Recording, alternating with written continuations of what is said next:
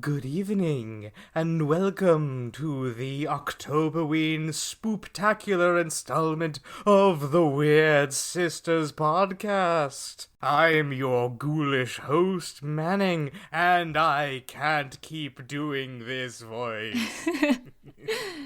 Joining me is Liz. Greetings. Dani was not able to make it to the session, but hopefully will be able to send us some audio clips that we will incorporate seamlessly into the final edit. That's the goal. I'm sure it'll all work fine. Hi everyone, Manning from the future here. The plan did not work out. Hopefully Dani will be in next episode. So, how you been? Good. I'm really glad you did the intro line, because looking at the notes, I definitely read the Octoberween spooptacular as Oopterween. And then I looked at it, I was like, what is Oopterween? Our book this month is The Demonic Tale of Faust. Eric, any first thoughts before we dive in? I feel like I should say as a disclaimer that I have never read Faust, but I did read the Wikipedia article in preparation for the podcast, so that's my background on it. With that, let us inscribe a circle of runes to summon the secret extra sister for the trivia section. Published in August 1990, Eric is the 9th Discworld book and the 4th in the Rinswood subseries. As indicated by the full title, the word Faust crossed out and replaced with Eric, it parodies the concept of selling your soul to the devil, with additional references to the Inferno book of Dante's Divine Comedy, Greek myths about the underworld, the Iliad and the Odyssey, and a brief allusion to the Lost World literary subgenre. Eric has been published in 4 languages across its various editions.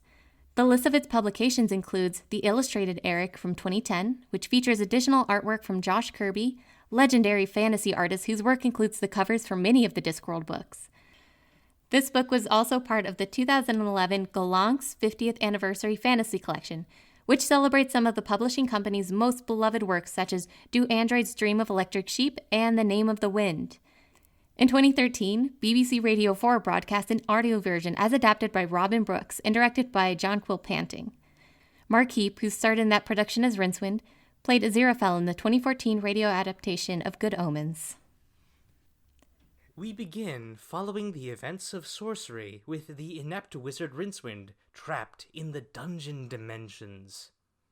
Against all odds, Rincewind is snatched back to the disc by the demonologist Eric Thursley, who is nearly 14 years old. As somebody who works in a school, I think Eric is very typical of any 14-year-old, which means that it's a little exasperating sometimes.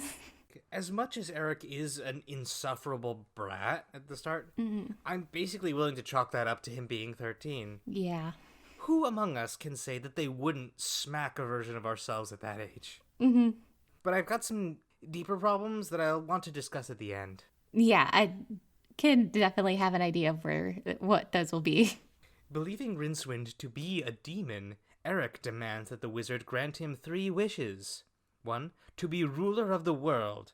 2, to meet the most beautiful woman in history. And 3, to live forever.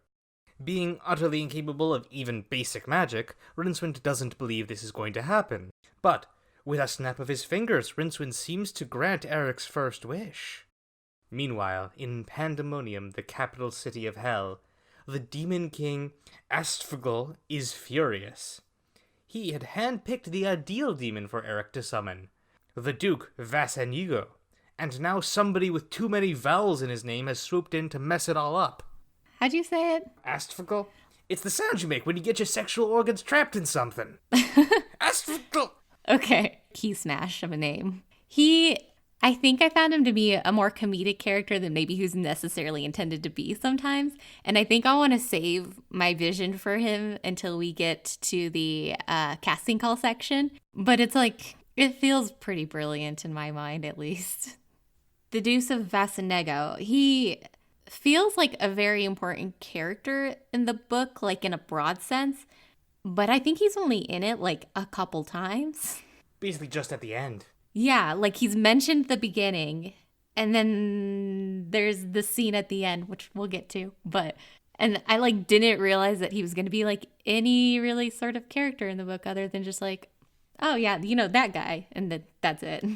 Something to note, this book came out about 3 months after Good Omens, so clearly Terry Pratchett had hell on his mind a lot. King Astragal is basically an alternate version of Crowley, one who never went native living among humans, but instead worked his way down the corporate ladder. It's a neat idea and a solid demonstration of the fact that Good Omens was way better with Crowley as a disrespected field operative. So, Eric's first wish was to be ruler of the world. In granting this, Rincewind brings them to the rainforests of Clatch, where they are welcomed by the Tezuman Empire. We haven't really talked about Clatch or any of the geography of the Discworld in depth, because for the most part it's vague and not really necessary. Basically, Clatch exists to be the foreign lands to the more England-esque continent where Ankh-Morpork sits. While the Tezuman Empire has a Mesoamerican aesthetic, there's also elements of Africa and Central Asia to Clatch. It's basically just somewhere else. Yeah, and in Guards, they say, what is it, forgive my Clatch, Ian? They say it multiple times, and they reference it like Clatch is both a place that's like similar to Mexico and similar to France. So it's just basically a catch-all for anywhere else. Since Eric is now the ruler of the world, that means he gets blamed for all the world's problems. And the Tezuman are going to state their grievances via a sternly worded sacrifice, specifically a human sacrifice of Eric, Rincewind, and the explorer, Ponce de Querm.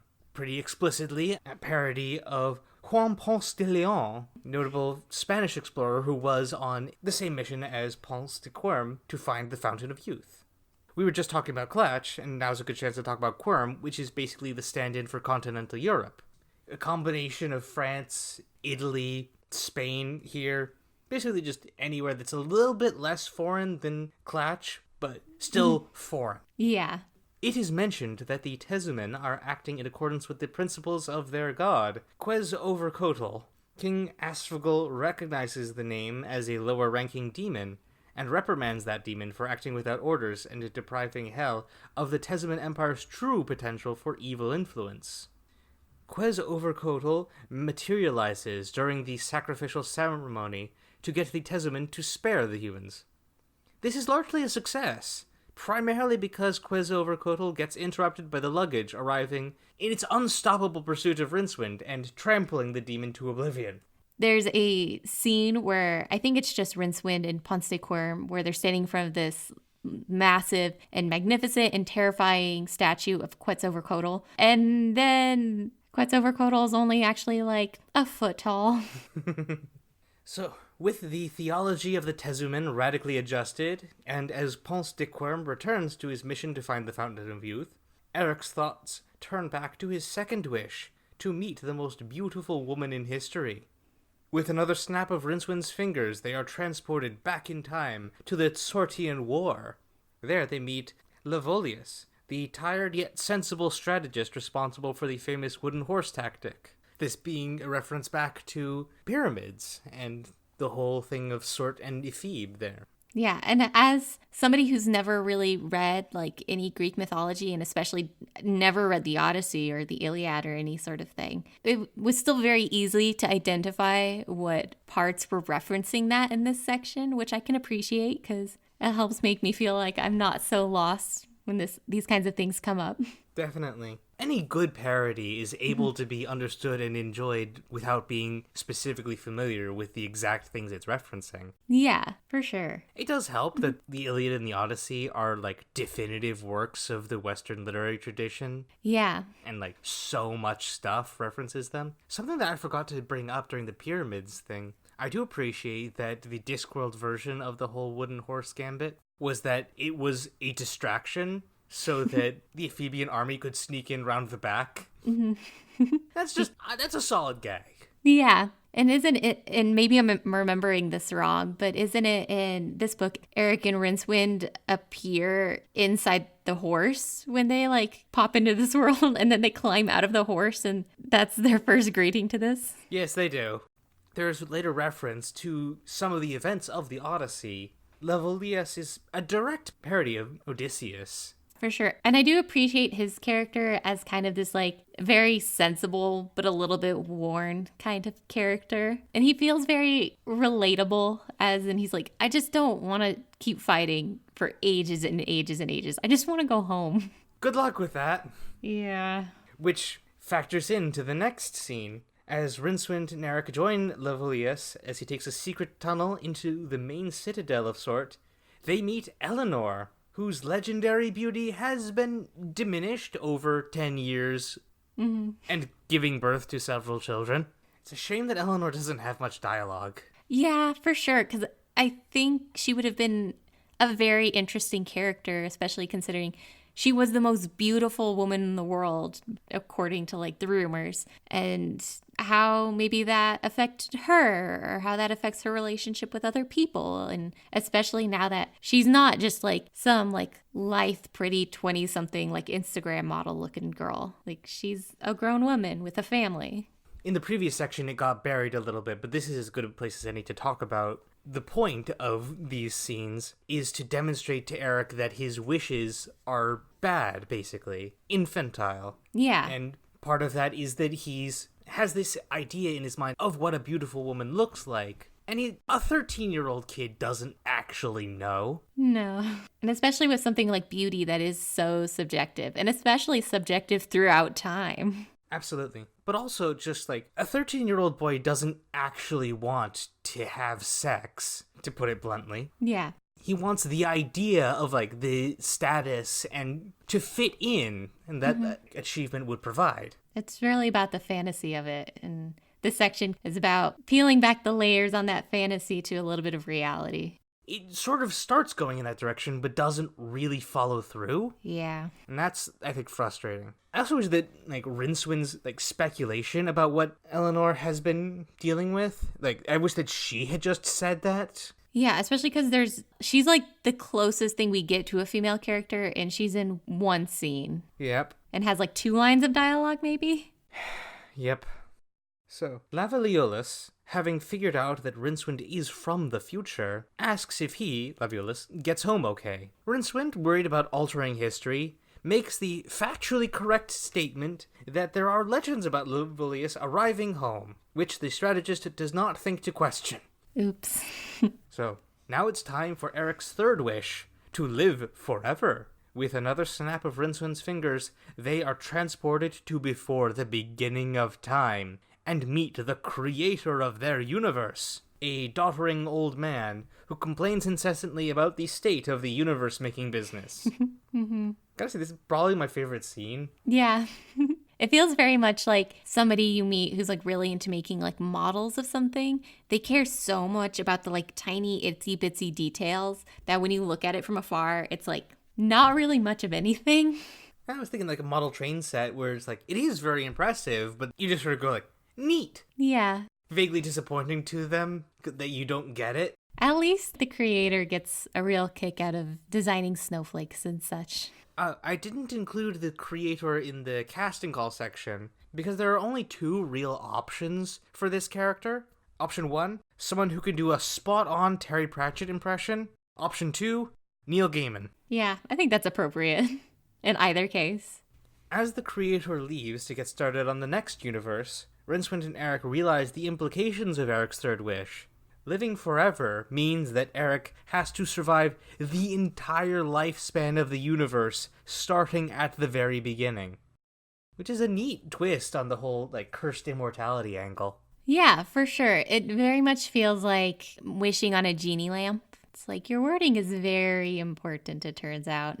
But, like, it's also explicitly the way that wishes work on Discworld. Whoever's granting them has to make certain that the person gets exactly what they asked for and exactly what they did not want. Which also really works for this whole idea of Eric realizing that the things he wants are not things he really should want. Rather than wait thousands of years for the first civilizations to form, Rincewind comes up with a plan. If Eric remakes the summoning circle to work in reverse, then they can use that to unsummon themselves to someplace else. Unfortunately, it sends the two of them to hell. So, mixed success. Yeah.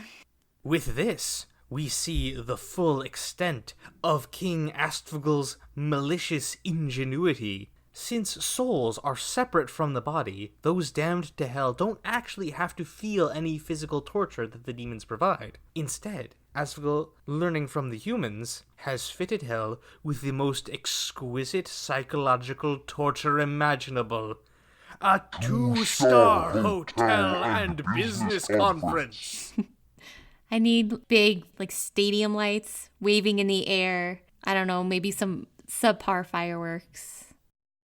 Among the souls damned to this tedium are the still cheerful Ponce de Querme and the less than thrilled Lavolius. Soon it is revealed that Rincewind's apparent demonic powers have in fact been the work of Duke Vasinigo, the one that the king stationed to tempt Eric. He has been using the wizard as a distraction while he gathered support among the other demon lords to overthrow King Astfogel. As Vasinigo enacts his plan, Rincewind and Eric are permitted to escape the confines of hell and return to the disc. The demon lords promote the king to the role of supreme life president of hell, with his own luxury office filled to bursting with organizational materials, actuarial tables, business memorabilia, and no actual way to communicate with the rest of hell. It's a very Twilight Zone ending when you think about it. Yeah, I thought it was one of the later lines in the book. It says that really in the end, everybody was kind of left better after this, even the king, even though he's basically been condemned to his own little personal bubble in hell. And that's the end of Eric. So what did you think of the story as a whole? It felt so short. And it's not a long book, but there have been other Discworld books that are probably pretty comparable in length. My copy of it's 195 pages or something. It's nothing. But it felt like a sprint all the way through. I didn't realize how far I was through the book until I was oh, I have 25 pages left. And I think we're at the climax now. Word count, just under 31K. Oh, wow. Yeah, that's nothing. Yeah, I mean, even average novels usually are somewhere around 75,000. So this is an itty bitty baby book. If this book was any thinner, you could use it to slice cheese. Yeah.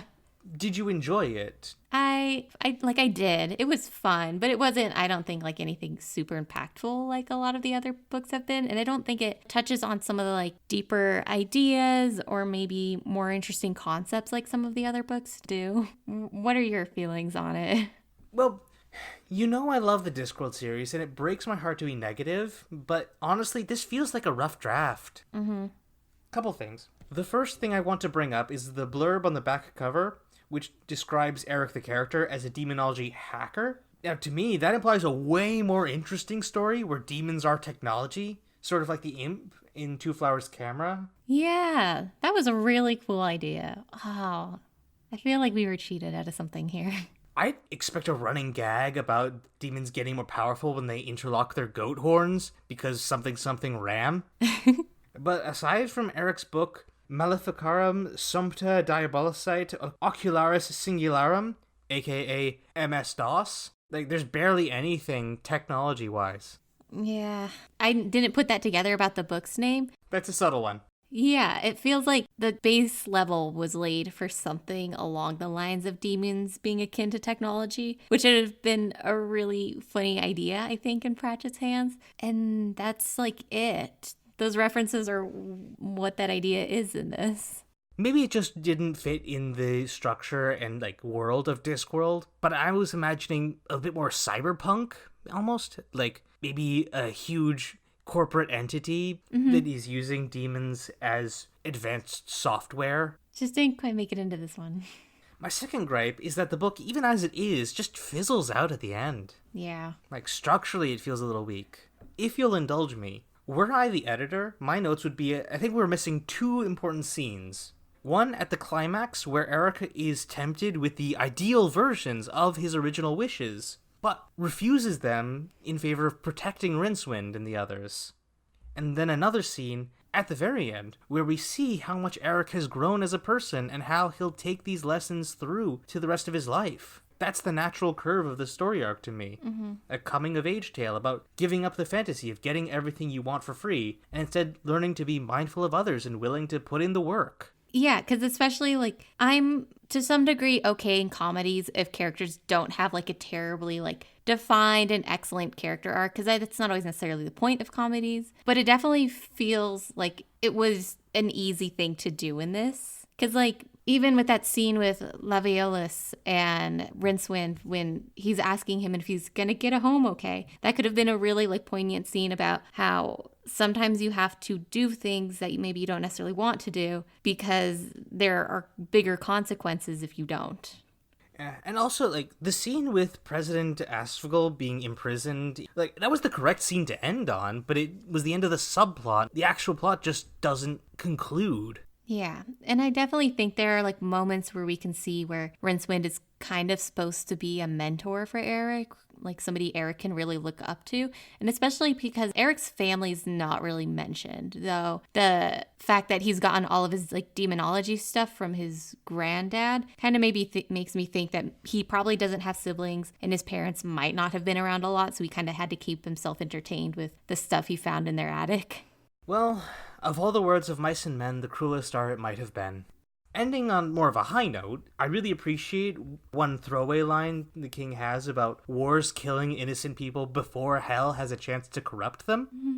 I thought that was a neat way to give the Demon King a sense of perspective. Yeah, because I think it's really easy to make, like, any kind of demon character just, oh, they're just the end-all be-all of evil, and that's all they are. But evil can be kind of a subjective thing. Was there anything else you wanted to go over? Not a big fan of the parrot in the book, I guess. I'm glad that the parrot dropped out about halfway through.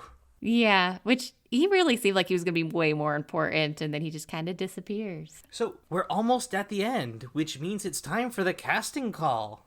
Each month, I reach out to the fans through our social media and ask them to suggest actors we would cast in a hypothetical adaptation of this story, and my co-hosts pick out their favorites. We have, like, a fairly concise cast. Like, there are a lot of people who pop in and out, but, like, Eleanor, they don't get a lot of, like, screen time per se. So who is your pick to play Eric? I'm probably gonna butcher this name a little bit, but I think I have to pick Gaetano Mazzarato. He's the curly-haired kid from Stranger Things. I feel like he just has a very charming personality that might help offset some of the early unpleasantness of Eric. So for Asphagal, I think I have to go with Mark Sheppard. I don't really know anything he's been in. He was Crowley in Supernatural. Oh, yeah. Okay. It's basically just him doing Crowley again. Okay, yeah. Cool. I'm all right with that because my idea of him is like a stereotypical kind of like devil costume. I want him to just be wearing like a red bodysuit with like a little like headband with horns on it and carrying like a plastic pitchfork. Because it just made like every scene he's in much funnier if he's surrounded by like actual demons and he's just like a dude. Who's your pick for Ponce de Quirm? I think I have to go with Fernando Rey, just because he's got the like old school kind of like Spanish explorer kind of look that I was picturing in my head. And finally for Laviolus. This one's a hard one too, and I think I have to go with Orlando Jones, just because I think he has a very kind of exasperated presence in American Gods, which is like a big thing that he's in at the moment. And I think that would lend itself very well to this. All right. Before we bring this episode to a close, I want to take advantage of this small platform to talk about Desert Bus for Hope, a charity fundraiser that will be starting up November 8th and going for about a week. I encourage all of you listening to visit desertbus.org because it's a good cause, raising money for children's hospitals. Awesome. I know for a fact that our listeners will enjoy some of the things that are offered there. Ooh. While you're looking up stuff, I encourage you all to come join the Weird Sisters podcast Discord server, where you can chat about this episode, the Discworld books, and anything else with a bunch of cool people. The server is linked on the YouTube description, on our Twitter, @WeirdSistersPod, and theoretically, wherever you're finding this episode should have a link in the description. Sending out a big thank you to Willow Carter for our theme music, to my co-hosts for their thoughts and words, and to you for listening. Check your local library for the next book in the series, Moving Pictures. Liz, hit me with that favorite footnote. Demons in their hell are quite different from the dungeon dimensions, those endless parallel wastelands outside of space and time. The sad, mad things in the dungeon dimensions have no understanding of the world, but simply crave light and shape and try to warm themselves by the fires of reality, clustering around it to the same effect, if they ever broke through, as an ocean trying to warm itself around a candle. Whereas demons belong to the same space-time wasnne more or less as humans, and have a deep and abiding interest in humanity's day-to-day affair.